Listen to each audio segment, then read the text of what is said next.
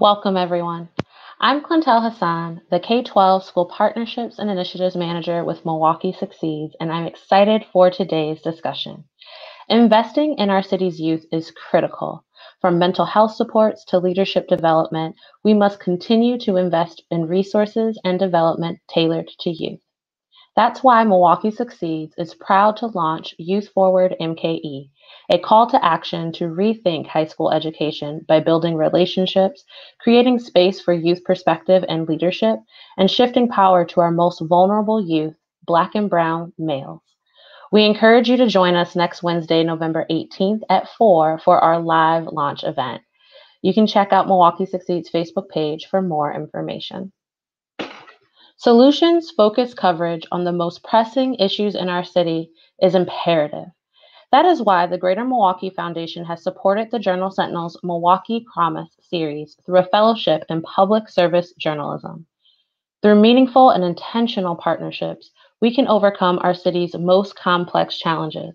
And today, we'll explore the powerful impact of mentoring.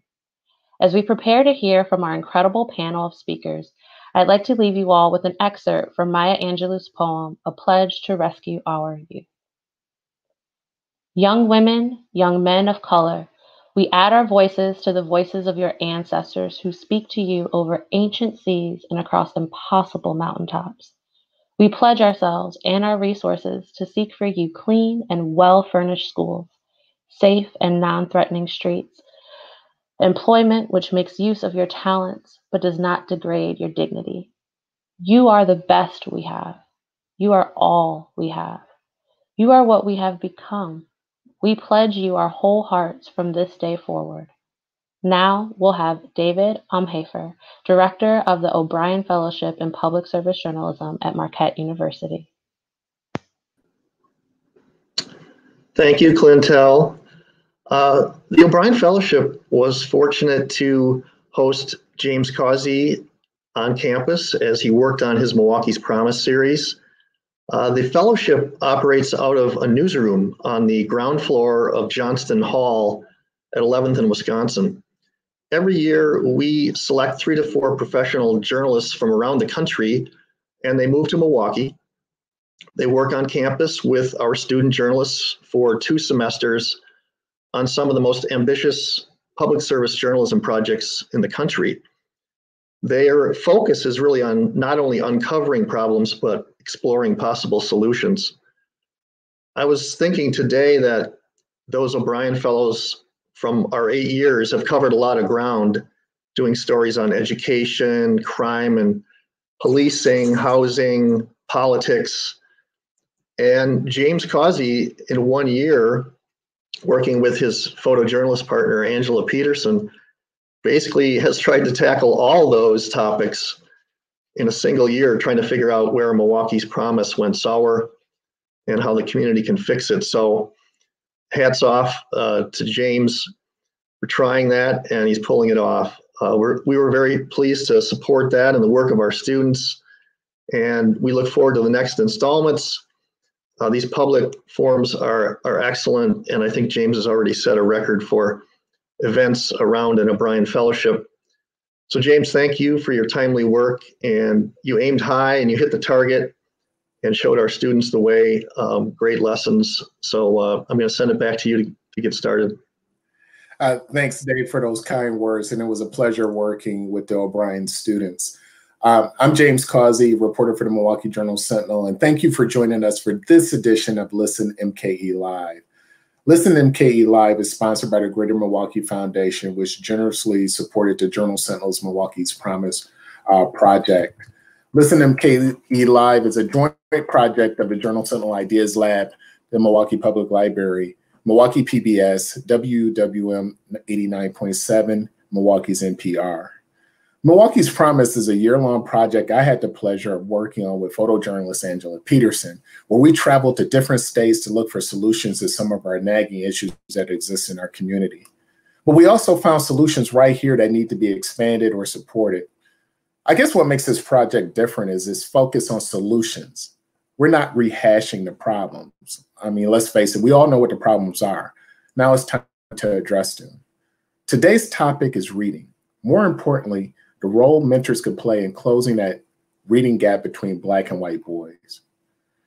Mentoring can play a bigger role in the daily lives of our young people, and we'll talk about that as well in this program. I will be your host today, along with co-host Earl Arms, the new host of Black Nouveau. Last year, I traveled to Nashville, Tennessee to look at a program called Fatherhood Fridays. This program is a brainchild of Milwaukee native Michael Pratt. Pratt was tired of hearing about the reading gap between Black and white boys, and instead of getting upset, this assistant principal started a program where Black men will go into the schools and read and mentor the Black children. So our guest today for today's show is Michael Pratt, founder of Fatherhood Fridays in Nashville, Myra Taylor, principal of Bueno Vista Elementary School in Nashville, John Daniels III, founder of MKE Fellows in Milwaukee, Linnell Ramey, executive director of Mentor Greater Milwaukee, and Andre Lee Ellis, founder of We Got This Urban Garden. But first, we're going to start with Michael. So, Michael Pratt, can you talk a little bit about Fridays and what you were trying to do? Fatherhood Fridays started when I was assistant principal at John Early School, and John Early in Nashville was located in 37208 zip code, and that zip code had the highest rate of African-American male incarceration in the nation at one point. So when I came to the school, I looked around. We had over 60 fights in 2 months, and it was pretty rough. But I looked around and I said, what's missing? And the thing that I saw was missing was men. So I just came up with some strategies of how we can get engaged men in the school, and came with the program Fatherhood Friday, where we would have breakfast in the morning with men. Men would come in and have breakfast with kids, and we'd also have a piece where we would display something from the community, and we have a community circle. And the idea of it is that, you know, kids will be what they see. So in that community, if you see people selling dope, then that's what you're gonna do. And more importantly, and more specifically, kids will be what they see men doing confidently. So, you know, if we're very confident in our athletic ability, then, you know, we're going to have a lot of athletes. If we're very confident in our rap, then we're going to have a lot of rappers. So we need to, you know, the idea is to create something where children can see men being confident in literacy, you know, reading with literacy. So that's what the program was about, and it is about. And we did it at John Early, and I'm involved in a lot of different organizations. I began to call some of the people from my organizations, and I like to say that the mottos of organization, or the principles, are the smelling salts. So if I'm a member of Phi Beta Sigma, I just say, hey, you know, we stand for brotherhood, scholarship, and service. So that's what we're supposed to do. And I called the fraternity, and they came out. I called other fraternities and various groups of men, and they came out. It was 30, 40 men coming to read with kids. So it was really phenomenal. And eventually it became to the point I started thinking of Dr. Joanza Kunjufu, who talks about African-American male literacy rates in third grade being the critical grade. And the feeder school for John Early, it was Buena Vista. So I looked at Buena Vista, and they had Myra Taylor, a phenomenal principal who is a community center. So it was a lot of the things that I was doing at John Early. I paid for the food, and I did most of the organizing. But when I came and we did Fatherhood Friday on the elementary school level, we saw the impact. It just, you know, she multiplied everything that I did. And it was just phenomenal. At one point, we had 66 men come in at 7:45 to 8:15 to come in and read to kids. And, you know, at the beginning of it, I asked kids, how many of y'all have been in a room with two men reading? And nobody raises their hand. How many have been in a room with one man reading? And I think I saw something in the New York Times that the average adult reads one book a year. So, and most kids don't see their parents reading, you know, so they're going to be, you know, what they see, and they need to see men reading.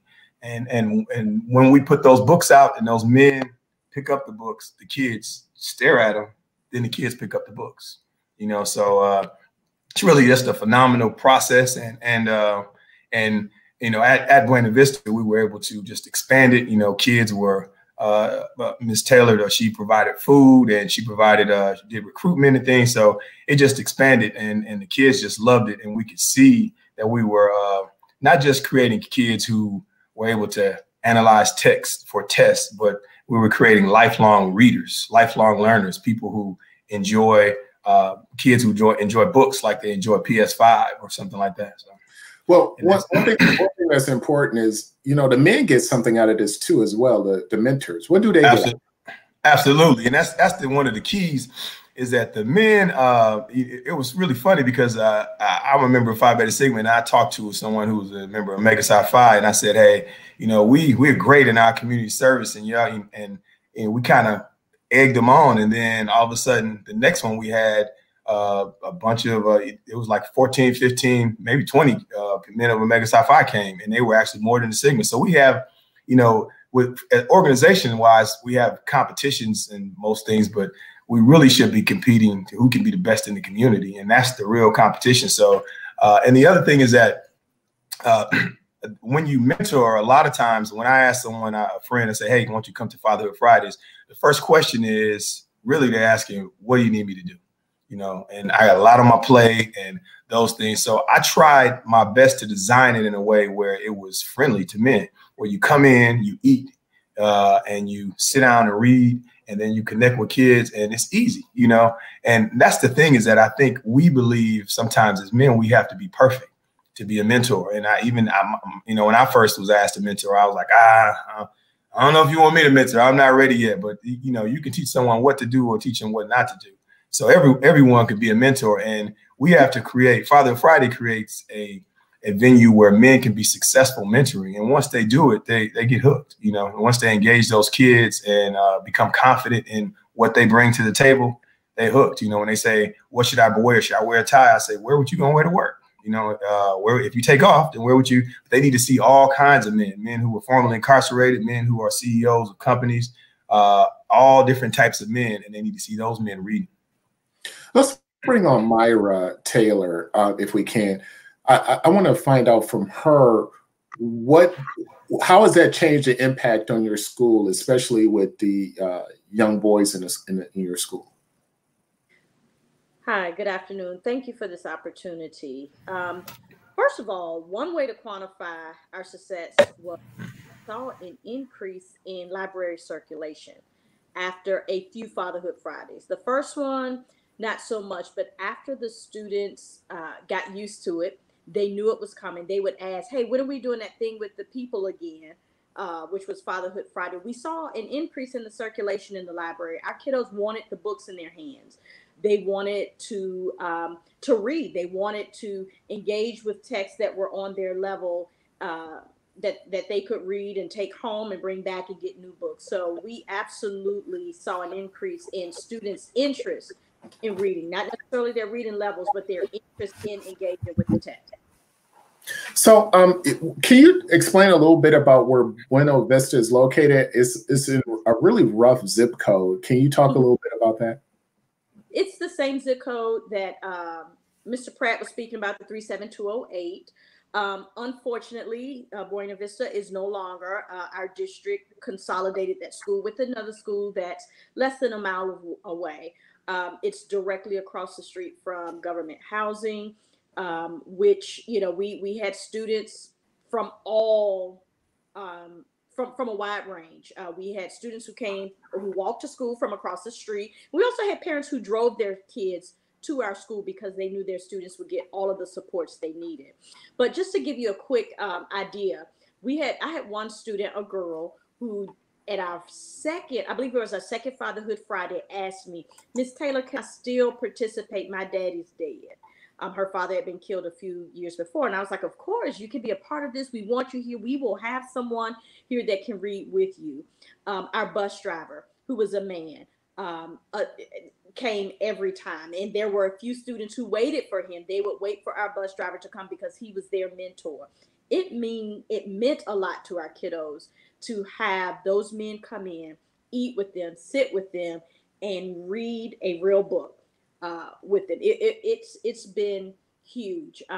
Like I said, Buena Vista is no longer a school per se, but our students are still here. We've consolidated with another school, but our students still have those needs. We had a mentor come in from the state to meet with our fourth grade boys, just the fourth grade boys. and he asked them, how many of you have a parent who is incarcerated? Every child but one raised. Every child but one. So we're talking about 42 kids raised their hands. So that just gives you an idea of the community in which we serve. Yeah. Earl?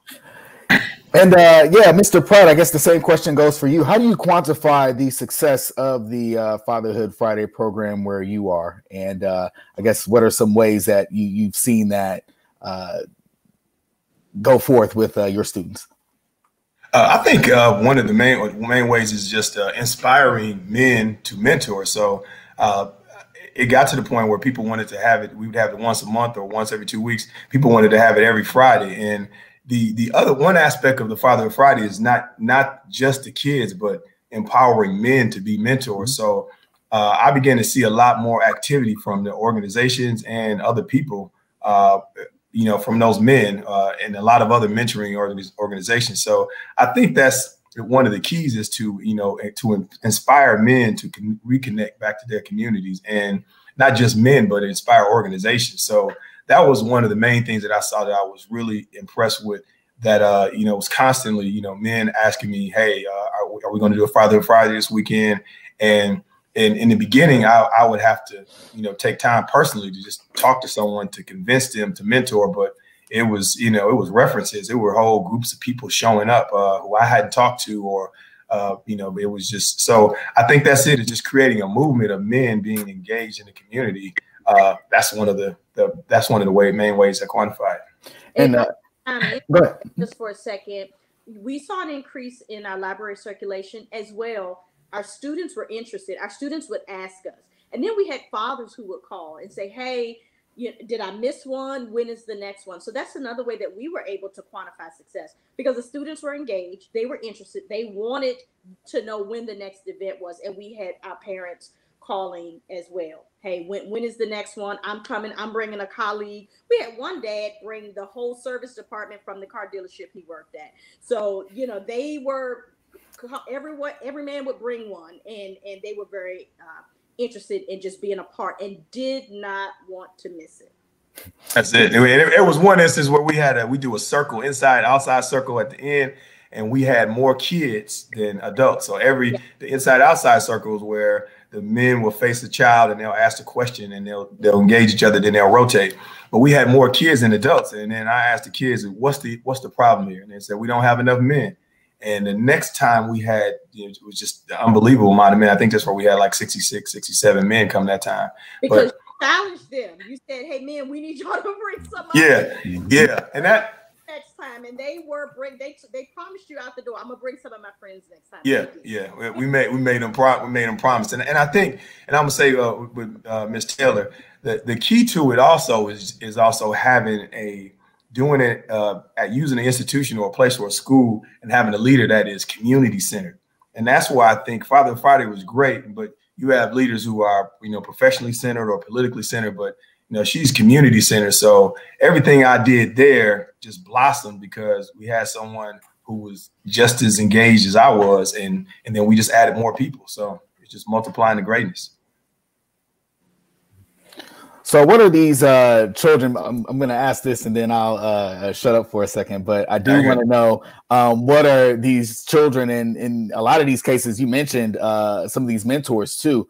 They come from different professions and different walks of life. But, what are the students and what are the mentors getting from these fatherhood initiatives? What are they learning? What are they talking about? Just the subject matters, and what do they walk away with?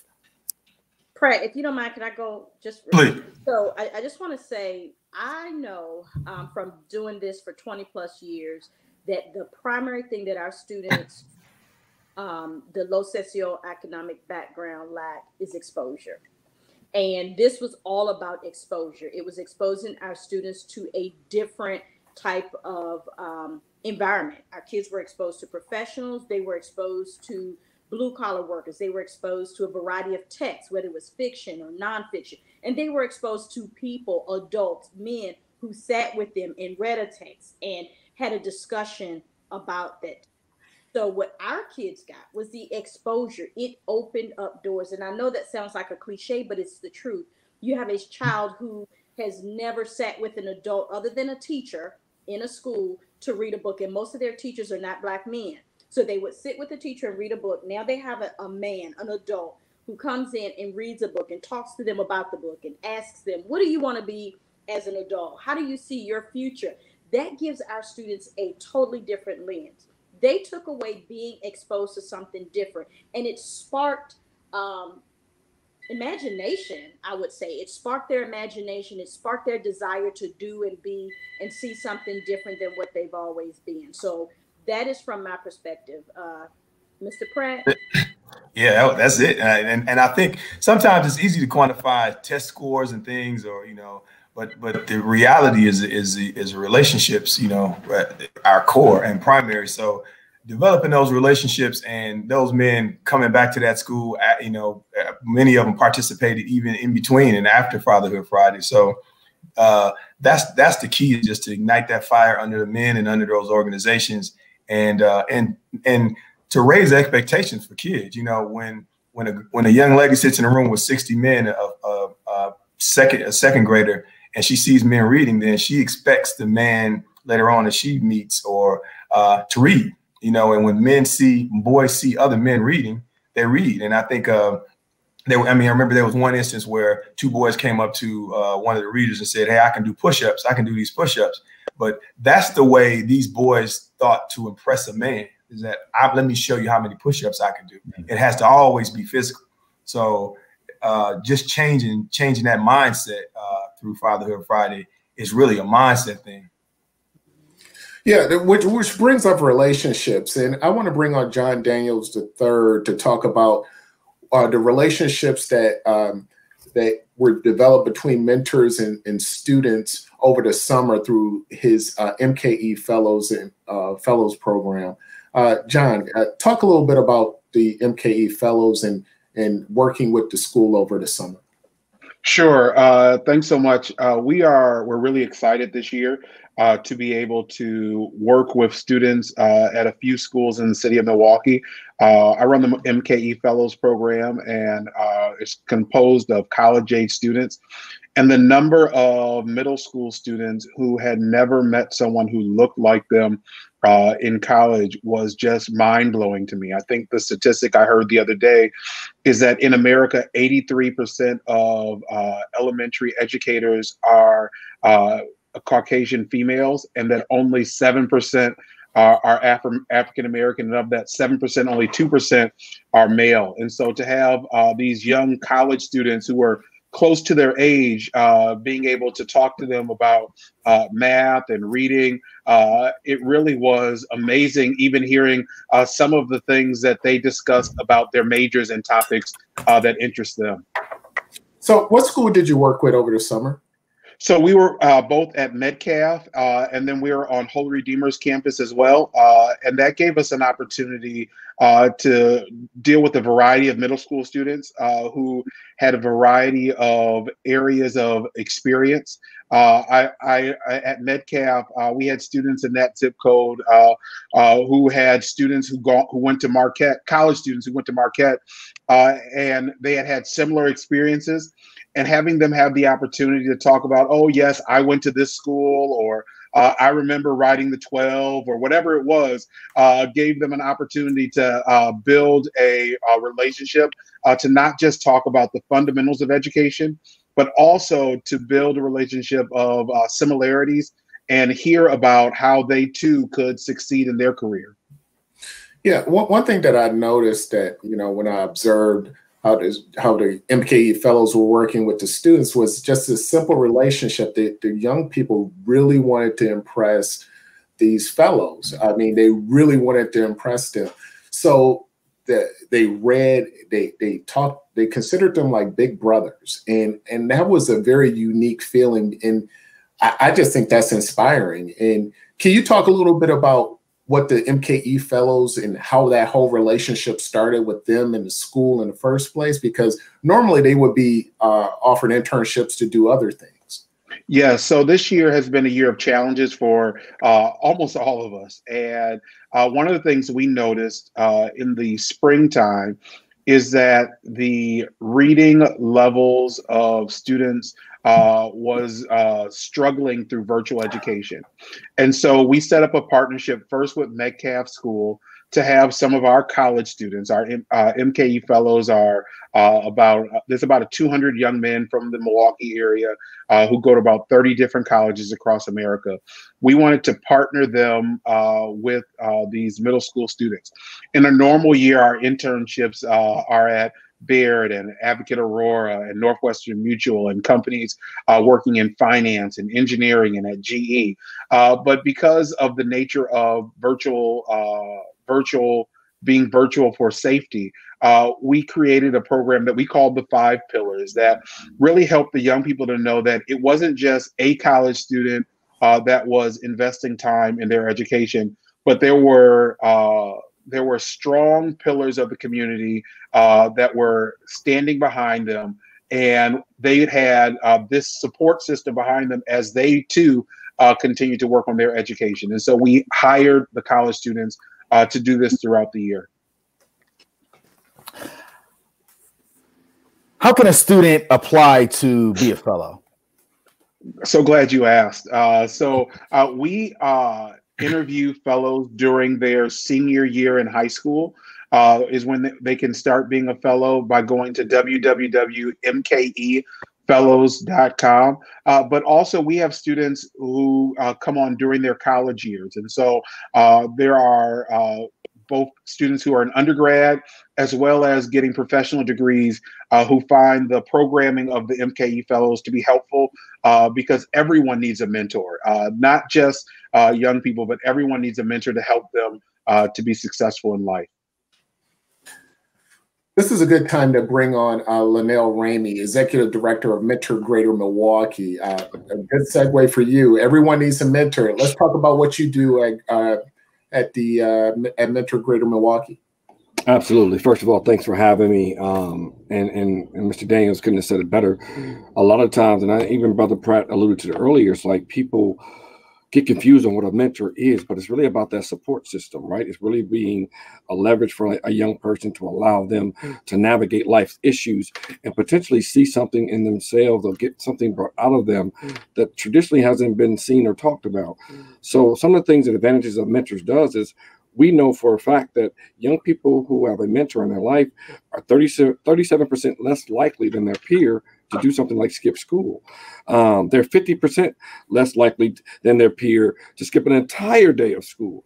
So when we start to see things like that happen with a young person in school, it starts to transform the thinking that a young person will have in school.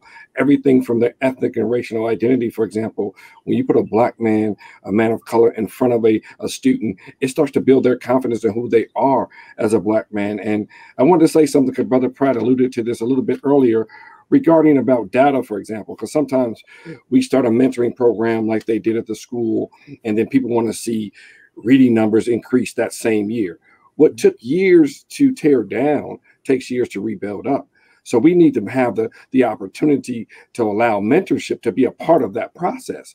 When you start to put men of color in front of students, and I love what you said about men of all backgrounds, because everybody has a story. It's how you tell that story, which makes you an effective mentor, right? So if you want to only tell your war stories about what you did when you was on the block and that's all you speaking to, then you're going to keep that young man's mind boxed in the block that you're talking to.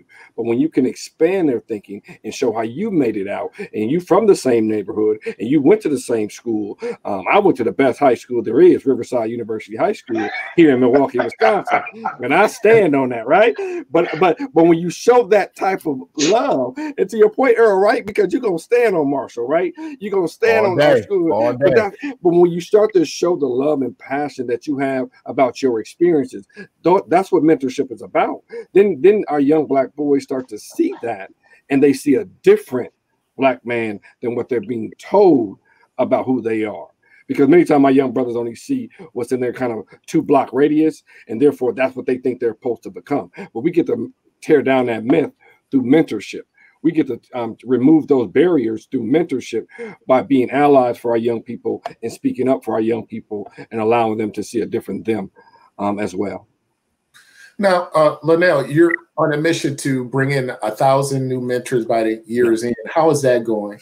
Well, COVID pumped the brakes on a lot of stuff, right? It pumped the brakes hard. And so we started a campaign and right around May of this year, and it's called Real Men Mentor MKE.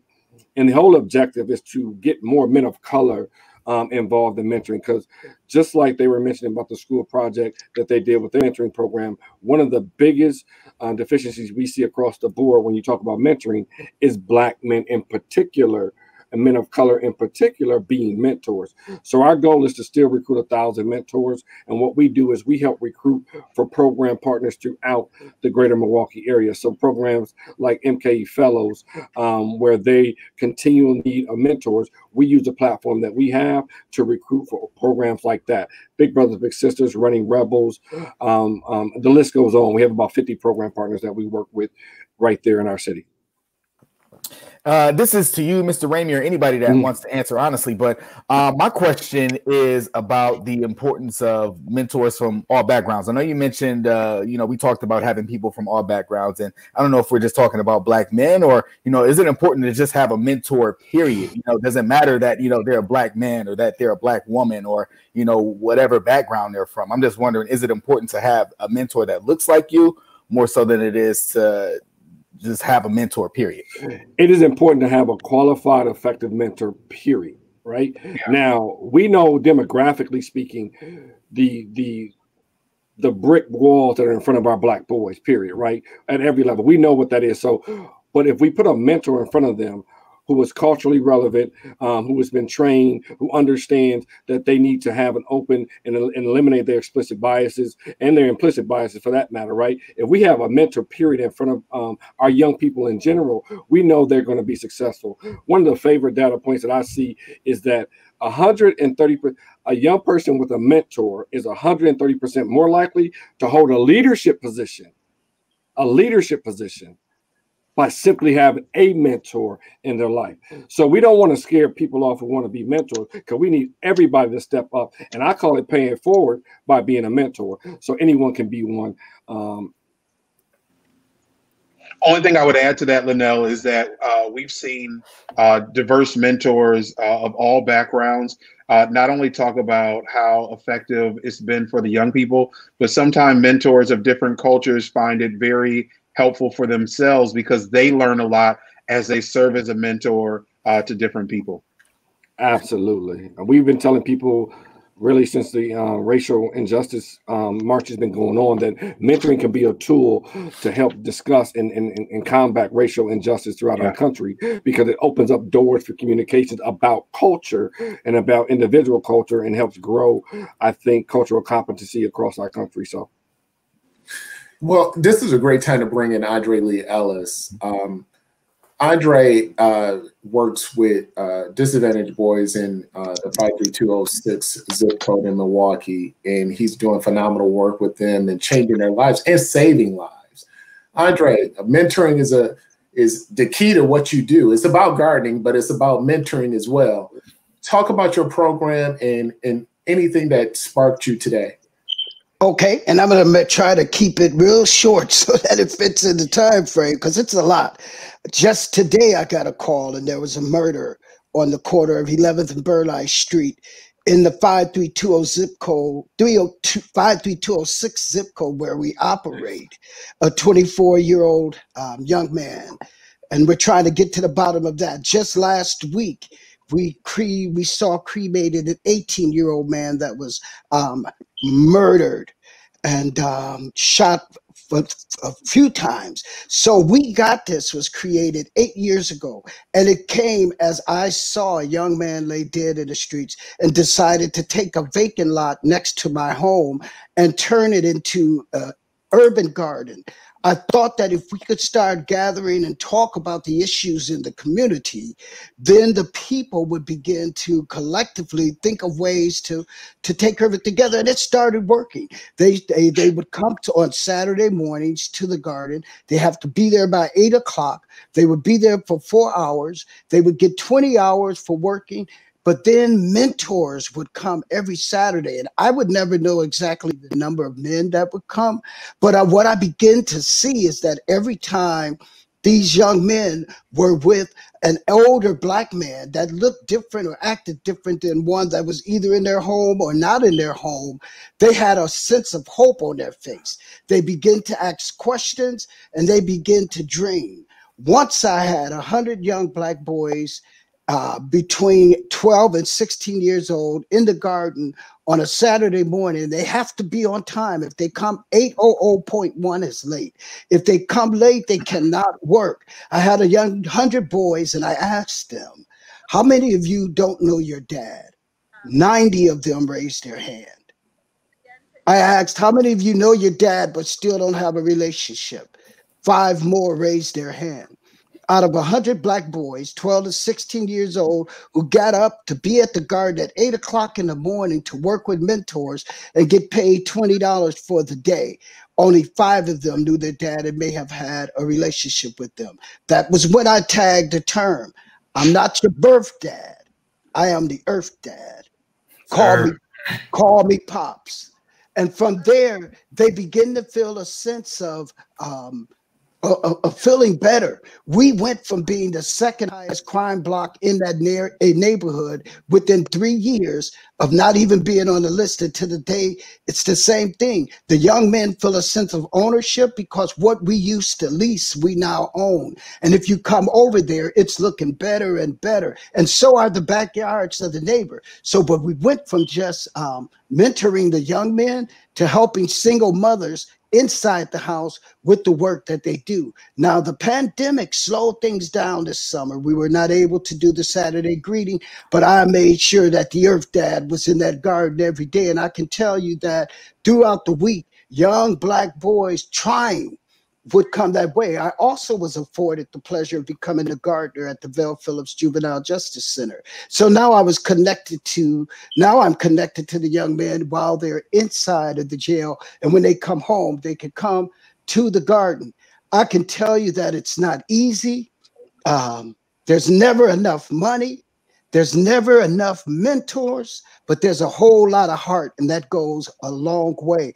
I'm very proud of many of the young men that have been in our program. Just the other day, Alan Armstrong, a young man that was a gangbanger for a long time, came, and he was at 18. He was so proud he got a job through Employ Milwaukee. So it's all about connection, and to me, that's what mentoring is about the most. And if we can get the proper resources inside of the houses, we can slow down the bloodshed in the street. But it's not a pretty picture, 53206 in Milwaukee, Wisconsin. But it can be a beautiful ending if we continue working together. Well, that brings me up to this question on Andre. I remember being in the garden with you 2 summers ago, and it was a situation where this white mentor was taking the boys out to clean up the neighborhood, and a driver stopped, a Black woman stopped, and she wanted to know if the boys were okay because they were with this white man. And the mentor told you about this incident, and you made you spoke out about it at the garden. You said, if I had more Black men to come down here and mentor the kids that look like us, then we wouldn't have these issues. So that was a powerful statement. I guess the question is to the panel is, how do we get more Black men involved in this mentoring aspect, make a difference? Well, first of all, go ahead. Go ahead. I was just going to say this quickly. For me, I had to start to become what I want them to see. I coined the term whenever I took my baseball cap off, and I would let them know the old man is a cold man. You want to make it to 60, you got to be a cold old man. And so many of them look at me not like as just only Pops, but as granddad, as uncle, anybody that they could relate to. But young Black boys really miss having a mentor that looks like them, especially if someone has been through what they've been through. And I was just going to add, one of the things that we have to do is eliminate the barriers for people to become a mentor. I mean, we have to maintain a safe space. We have to make sure that our young people are not put in vulnerable situations, but we have to provide an opportunity for men to be vulnerable with young men to share their experiences and their life lessons. So in a space, for example, like Andre's, you know, he's able to use the garden as a tool. And then men who want to be a mentor don't have to be so worried about the conversation, because then Andre also gives them a topic to discuss. So we have to make our mentors feel comfortable in the situation enough to be engaged. And then they have to find the right situation for them. I've had people who want to be mentors, for example, who may say they know about Andre Lee Ellis, they know about MKE Fellows, they know about Big Brothers Big Sisters, but the question is, what meets your needs? So we have to point them in the right direction, and that's what Mentor Greater Milwaukee does. It showcases all 55 of the organizations, and then finds the right fit for them. But we do need more men of color in the space of mentorship, because again, it helps our young brothers get more strength in their ethnic and racial identity by seeing something that they're being told does not exist. And I was going to say that I think we have to do spiritual CPR to our organizations. We have a bunch of organizations, but we have to go to the NAACP and say, this is what you stand for. This is what Brother Ellis is doing over here. So you need to be here. You know, we need to go to our fraternities and say, you know, we expect our community needs y'all to do more than step. You know, more than wear your shirt. So, and these are your principles. So, and we can say that in a respectful way, but the principles of these organizations are really like the smelling salt that we wake them up with. And my experience is that when you do that, they come, you know, they come and they show up. And James, for me, it's not about the compete. It's about the complete. And so our young Black boys need to know that everybody that wants to work with them aren't interested in their sexuality, aren't interested in hustling them for money. We got 9-year-old boys in our communities that are carrying armed guns and are ready to shoot you because that's what somebody trained them to do. So one thing I like about the book idea and reading is that it gives them another perspective. And me being the older man, because of theater being my background, I've done theater for many years all over the country. I amaze little Black boys when they hear me read out loud. So, Mr. Pratt, I do take trips. Just understand that. Yes, sir. But the most phenomenal person to me that God made is the young Black man, because who knew that he would have to endure and complete with so much that he has to compete with? There are budgets and things already set up. Once I had a student of about 28 white doctors come from Marquette University that were in the garden, and they're studying urban everything. They were studying urban medicine and everything. And I asked them, I said, you know, you can go to school or any college, even a HBCU, and you can get a degree in urban anything. And we all know we're usually talking about Black and brown impoverished communities when we say that. So I said, then what college or university do I go to get me a degree in suburban anything? Who teaches me how to keep white people poor? Because if we rehabilitate all of these Black boys and they no longer go to jail, what are they going to do with their degrees and their jobs? Because everybody don't love their job. They just love how it pays for their living. You are listening to MKE Live, a joint project of the Journal Sentinel Ideas Lab, the Milwaukee Public Library, Milwaukee PBS, and WWM 89.7 Milwaukee's NPR. Myra, real quick, what caused you to allow these men to come in? I mean, did you face any kind of kickback from maybe parents or something like that, allowing men to come in to read to the students? Yeah, so you can't see, but behind me, I have 2 young Black boys of my own. So anything that comes my way that is about uplifting Black boys, I'm all for it. So when Mr. Pratt was introduced to me in his program, I was like, when can we start? I'm all in. Now, I did get a little bit of pushback. We had moms who, once they heard about it, I had moms saying, well, what are you doing for the moms? Well, we're always doing for the moms. We do muffins with moms. We have Mother's Day functions. We are always engaging our moms. And so I would share that. Well, we got things coming up for the moms, but, and Mr. Pratt will attest to this, then we had moms who wanted to start coming to the Fatherhood Fridays.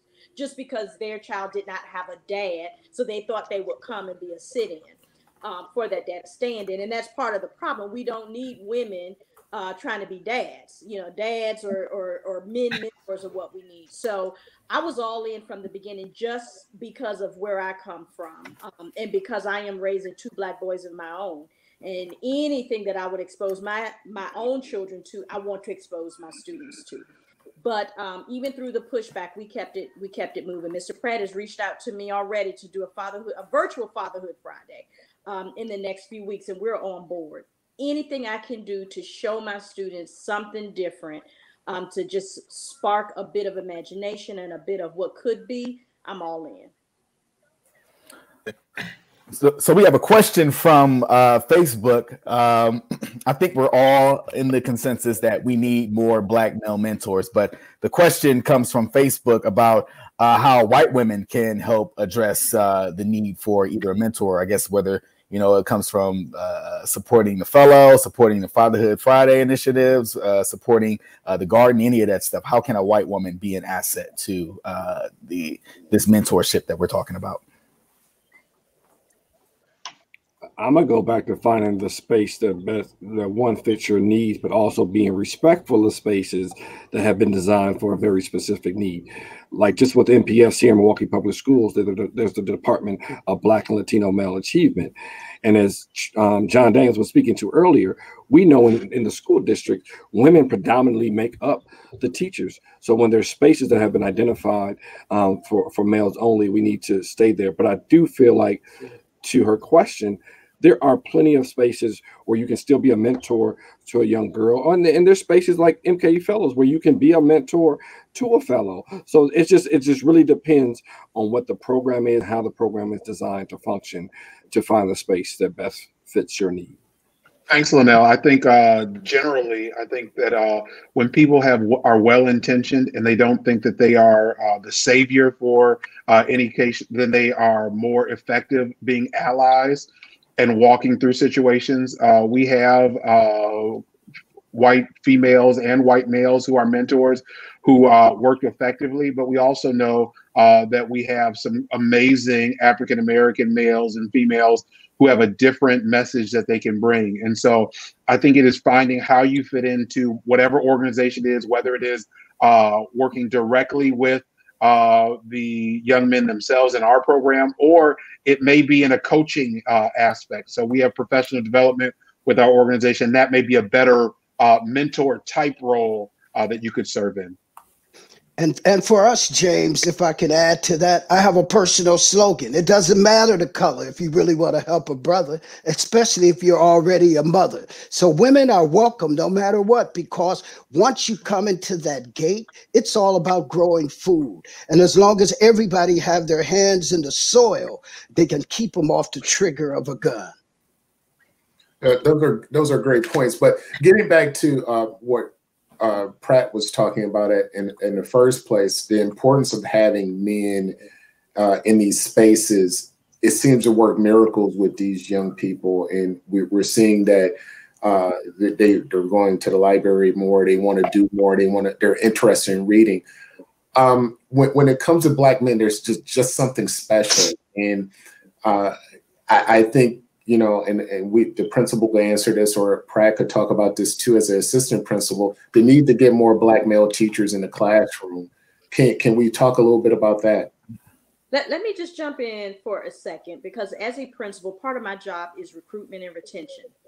And I'm always looking to recruit men, because what I've noticed with in the area that I serve, they respond differently to men, particularly men of color. I can be in the hallway and I can say, come on, get it together. My kids will listen because they understand how I function. But if there is a man, I had a paraprofessional who was at my building who could step in the hall and say, come on, guys, let's get going. And those students responded a little bit differently.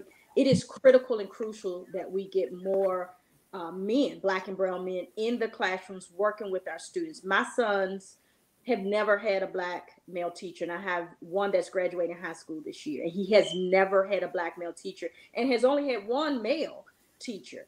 We have got to get our people in school so they can work with our students and and inspire them. It's a different level of inspiration, that when you can look at someone who looks like you and who's been where you currently are, and can push you and speak your language and speak to your passion, and can speak to your pain, and can speak to your purpose and propel you to the next level.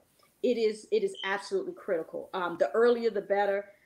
Elementary school preferably, high school definitely. We have to do that. We have to find a way to get more men in our school buildings. I absolutely agree. I think it goes back to, they will be what they see, and and things happen intentionally. We have to, with our historically Black colleges, and just in general in our community, we have to celebrate the male teachers that we have. And the reason that when you asked a second or third grader, young man, what he wants to be, and he says, and 80% of them, most of them, going to say basketball player, football player, or rapper. That's because we've given them permission, and that's what I think mentoring is about. If you see 6 engineers in your house, you're going to be the 7th engineer. So we have to, if you see teachers, many of the people in my family are teachers, educators, and I'm an educator. So mentoring, when you see people who you admire doing great things, then you move in that direction. You get permission to be great in that way. So that's what we have to do. And I think we have to be intentional with it.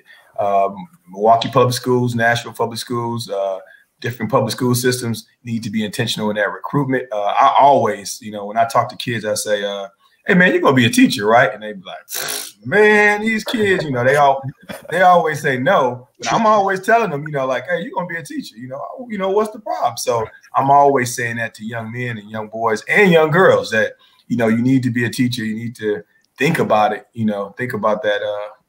And I've even heard some people say, just one theory thing where there's people saying that if our universities if everybody would have to do the internship of like teaching for 2 years before you went off into your trade, I mean, our community would be, because we'd all be connected to our community. Because once you teach, you don't go back to back to the other stuff. It changes you. So that's what I'm thinking.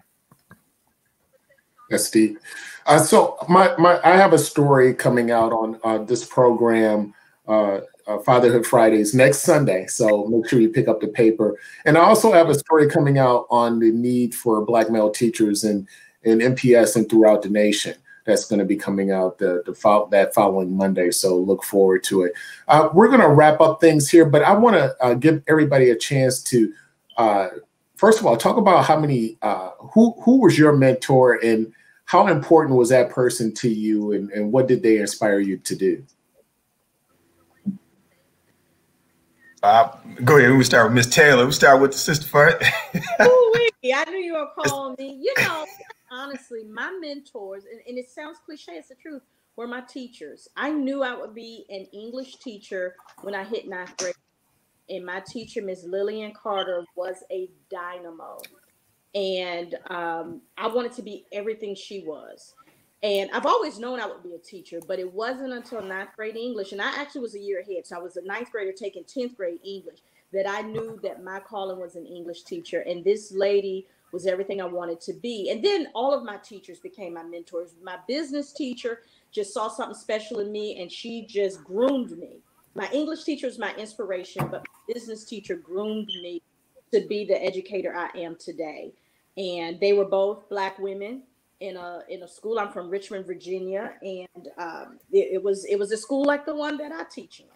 And these women, I am their legacy, and I am so proud to represent them. I come from a family very strong women and intelligent, educated women. But my primary male mentor, of course, is my father, Marvin Pratt. And no matter what went on in my life, is he always gave me positive. I remember when I was younger, he said, you're pretty smart, or you're a pretty nice looking boy, or something like that. He would say things, but when you hear those things and you have doubts with yourself, you play them back. And that's how I know that mentoring provides permission.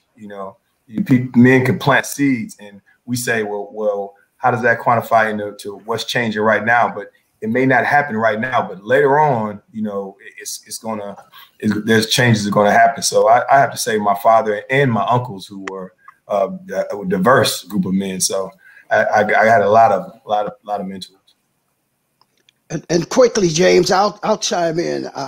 My favorite mentor is Ben Johnson. Ben Johnson is an 80-something-year-old black man who, when I was 13 years old, he became an alderman.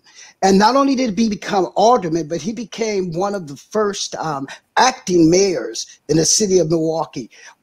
Alderman Marvin Pratt, or former Mayor Pratt, is another admired man. But Ben Johnson, when I saw him build his house on Lindsay Street, right there in the 53212 zip code, when I saw him move forward the way he did, I became best friends with his son Jay at Roosevelt Junior High School. To this day, I'm 60 years old, Ben is 80-something, and since I was 13, I've been able to go to him and find just what I need to hear in order to keep my inner motor going. Young black men will follow you to the end of their lives when they believe that you have their best interests at heart. So hats off to Ben Johnson. Great. I've had so many mentors in my life. I remember my first year teaching. The principal, Alton Townsell, was absolutely phenomenal in making sure that I really understood what I was doing, or even thinking back, Gerard Randall, when I worked for the governor, he was so amazing at helping me navigate certain waters. There's been so many pioneering men in this city who've taken out time to have conversations with me, not only to mention other relatives that and family friends that have just poured into me as I've done different things in my career. Linnell. Tom Wild, I speak about him all the time. He was my freshman year homeroom teacher, and he reconfirmed the things my parents, like to Brother Pratt's point, my father was the biggest role model ever I had in my life. But it was my teacher, Mr. Tom Wild, my freshman year at Riverside University High School, that really poured into me and saw something in me I never saw myself. I think of a couple people. One, I think of course, my dad, who has always inspired me to follow my dreams and do what I wanted to do in my career and in my life. But also think of a mentor I met kind of randomly. Was at a barbershop. As a matter of fact, I went to go get my hair cut once, and I happened to see this dude that I watch every Saturday morning.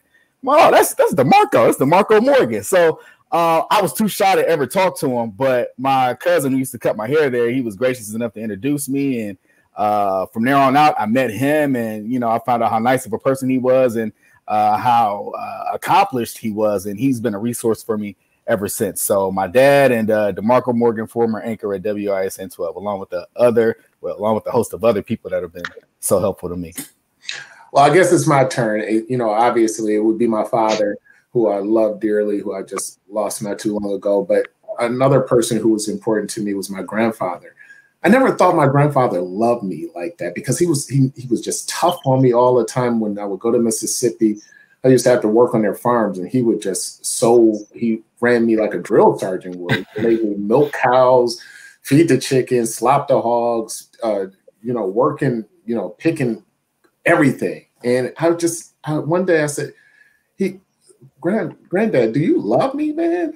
You're so mean to me. You say, I'm just making you tough. Of course I love you. And for him to say I love you was a very hard thing for him to do, because black men then just didn't show it or say it. And he actually shed a tear when he said that, and I'll never forget that moment. Hey, James, can I just reiterate real quick? And I know we're running short on time, but this is why it's so important to recruit mentors, because of most of us who spoke to it, we either spoke to a father, a grandfather, or uncle.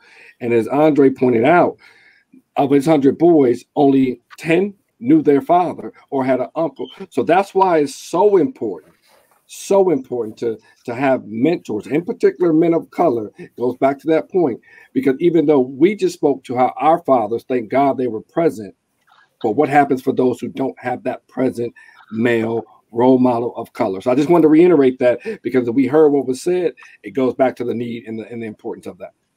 Fantastic. I just want to thank this panel for just great information.